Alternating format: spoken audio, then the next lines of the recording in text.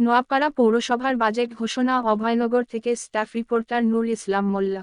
নোয়াপাড়া পৌরসভা 2024-25 অর্থবছরের জন্য 101,05,3,885 টাকার প্রস্তাবিত বাজেট ঘোষণা করা হয়েছে।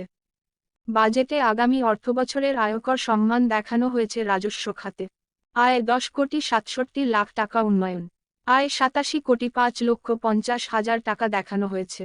পহেলা জুলাই সোমবার নোয়াপাড়া পৌরসভার সভাকক্ষে এ বাজেট ঘোষণা করেন নোয়াপাড়া পৌর মেয়র সুশান্ত কুমার দাস। বাজেট আলোচনায় অংশগ্রহণ করেন সহকারী কমিশনার ভূমি সিইও শামীম হোসাইন, প্রধান হিসাব রক্ষক নির্বাহী প্রকৌশলী অসীম কুমার, সাংবাদিক সৈয়দ মাসুদ তাজসহ কর্মকর্তাদের মধ্যে আরও উপস্থিত ছিলেন পৌর নির্বাহী কর্মকর্তা মোহাম্মদ সাইফুল ইসলাম, প্রশাসনিক কর্মকর্তা সাধন মুখার্জি, সমাজ উন্নয়ন কর্মকর্তা মোহাম্মদ রাজিবুর রহমান, কর আদায়কারী নজরুল ইসলাম। পৌর কাউন্সিলরদের মধ্যে উপস্থিত ছিলেন সংরক্ষিত কাউন্সিলর রোকিয়া বেগম, শিরিনা বেগম, কাউন্সিলর মিজানুর রহমান, তানভীর রহমান।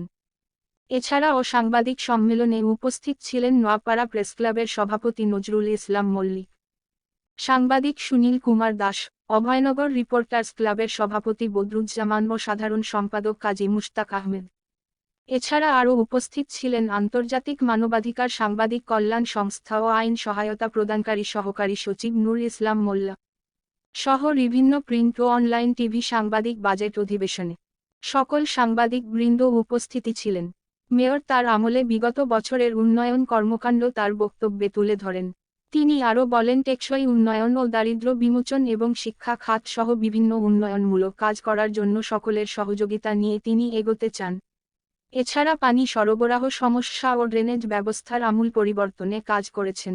বাণিজ্যিক ও শিল্পে পৌর ট্যাক্স বাড়ালে ও আবাসিক খাতে সামান্য বৃদ্ধি করেছেন। তিনি পৌরসভার উন্নয়ন কর্মকাণ্ড তুলে ধরার জন্য সাংবাদিকদের অনুরোধ জানান।